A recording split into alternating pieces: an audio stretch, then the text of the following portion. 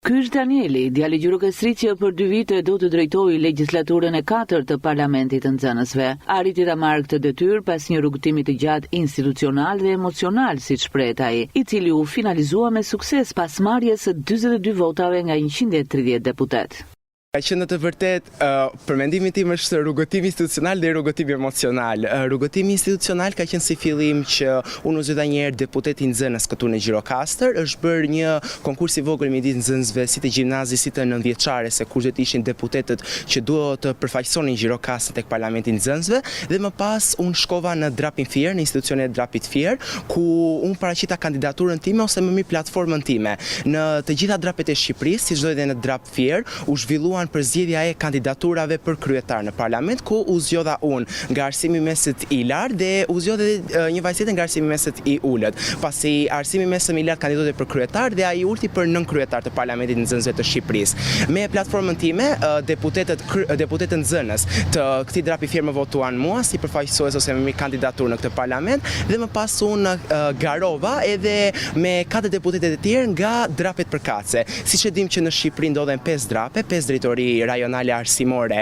në Shqipëri, të 5 përfaqësuesit kandidonin nëpërmjet një fushate, ku paraqisnin platformën dhe pse deputetët e tjerë duhet që të na votonin neve. Ne më pas shkuam në parlament, ku paraqitën fjalimet tona, platformat tona për të njohur nga afër, dhe më pas deputetët, 103 deputetë të tjerë, pasi 10 kandidaturat nuk kandidonin, 5 nga arsimi mes i ulët dhe 5 nga arsimi mes i lartë nuk duhet që të votonin pasi konflikti interesit, dhe u votuam atje. Unë pata fatin që fitova nga 130 vota, të cilat janë deputetët unë arrita që të merja 42 vota, dhe për mendimin tim ishte një rezultat tepër i kënaqshëm. Nga ana emocionale pastaj ka qenë një rrugëtim shumë i bukur, pasi është një mundësi shumë e re për mua. Nuk e dija le të thoja që mund të garoja në institucione të tilla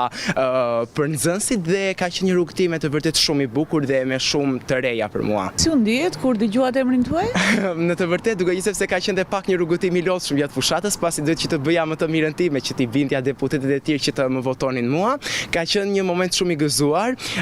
Deklaratën e fituesit e ka bërë zonja Oriana Osmani, zëvendës ministrja e arsimit, dhe unë në momentin që ai përmendi emrin tim jam gëzuar shumë. Nuk e prisja, me thënë të drejtë, e prisja le të themi 50-50, pasi duke qenë sepse shikoja edhe fushatat e tjera dhe mendoja që okay, mund të kem mundësi ose nuk mund të kem mundësi të fitoja, dhe ka qenë me të vërtet një moment shumë i bukur kur dëgjova emrin tim.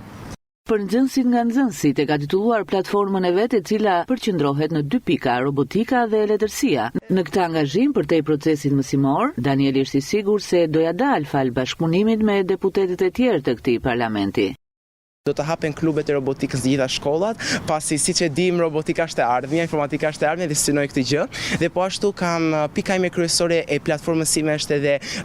ideja e startupeve. Ne dim shumë që nxënësit kanë shumë ide biznesi dhe duan që të zhvillojnë këto startupe, por pa një fond financiar, këta nxënës nuk arrin dot që të zhvillojnë, dhe mendoj se mund të bëjmë më të mirë do që ne ti ndihmojmë jo vetëm nga ana financiare, por edhe nga ana e bashkëpunimit. Nga ana tjetër e letërsisë, pasi letërsia është edhe një nga pasionet e mia, kam që secila shkollë të ketë gazetën e saj, pasi është diçka që të gjitha aktivitetet ose të gjitha nismat të cilat shkolla mund të bëjnë ta pasqyrojnë, dhe nga ana tjetër po ashtu edhe krijimi i klubeve të korrespondencës me shkollat e tjera në Europë, pasi do të na ndihmojë shumë me lidhjen e universiteteve jashtë. Pasi ne dim shumë që shumë rinia dëshiron më shumë që të angazhohet tek pjesa jashtë, nuk po them që neve do t'i pengojmë që të ikim, por do të bëjmë një urlisë midis tyre. Dhe po ashtu nga ana tjetër unë dëshiroj që të krijoj 2 rrjete nxënësish, rrjetin e qeverive të nxënësve dhe rrjetin e mentorëve. Rrjeti i qeverive të nxënësve do të iniciohet pas disa ditësh, pasi kemi bërë më të mirën tonë me deputetët e tjerë për ta iniciuar këtë ide. Neve do të bëjmë, duke qenë sepse Parlamenti i Nxënësve do të bëjë shumë inovacione, risi dhe aktivitete, mund të ishte pak e vështirë që unë si kryetar dhe 2 nënkryetarët e tjerë t'i lajmëronim një me një të gjithë nxënësit e Shqipërisë, që kështu rrjeti i qeverive të nxënësve do të bëjë të mundur që të gjitha lajmërimet që bëhen te Parlamenti i Nxënësve të Shqipërisë të transmetojnë te shkollat e tjera të Shqipërisë, siç është për shembull Gjirokastra dhe të gjitha drapet e ZV-at e vendit. Ndërsa nga tjetër rrjeti mentorëve është që të gjithë studentët ekselent ose le të themi më të mirë të mësime, mësojnë ata të cilët kanë nevojë për përmirësim, dhe mendoj se do të jetë diçka e mirë, pasi pse neve ta shikojmë mësuesin vetëm si roli që t'i zhvillojë aftësitë e tyre, kur vetë ne nxënësit mund t'i zhvillojmë aftësitë e shokëve dhe shoqeve tona për shkolla. Mendoj se doja dal, duke qenë sepse janë edhe 139 të deputetët të tjerë në parlament, edhe kryesia nga ana tjetër, Ministria e Arsimit, e cila është mbështetëse, kemi një bashkëpunim. Me sa kam komunikuar dhe kam folur edhe me deputetët e tjerë, pasi pak ditë më përpara neve kishim zgjedhjen e komisioneve përkatëse,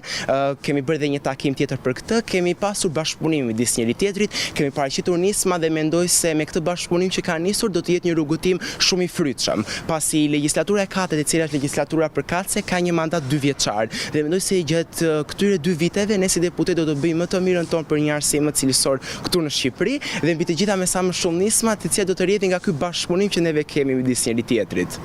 Danieli e pa të arsyeshme të shpjegojë edhe funksionimin dhe misionin e Parlamentit të Nxënësve. Është një strukturë e cila është e përbërë nga 140 deputet nxënës, të cilët vijnë nga qytete të ndryshme të Shqipërisë. Është një keq kuptim të cilit njerëzit mendojnë pasi e ngatrojnë me një strukturë politike, por në të vërtetë nuk është kështu, është vetëm një strukturë e cila është e përbërë nga nxënës dhe që merret me problematikat ose risit inovacionit të cilat nxënësit mund të sjellin. Siç e thash, përbëhet nga 140 deputet nxënës që zgjidhen në mënyrë rigoroze nga zëvat përkatëse të Shqipërisë dhe po ashtu përbëhet nga një kryesi e cila është e përbërë nga një kryetar dhe 2 nënkryetar. Problematikat kryesore që zhvillohen në Parlamentin e Nxënësve janë diskutimet që lidhet me cilësinë e arsimit, cilësinë e shkollave, por nga ana tjetër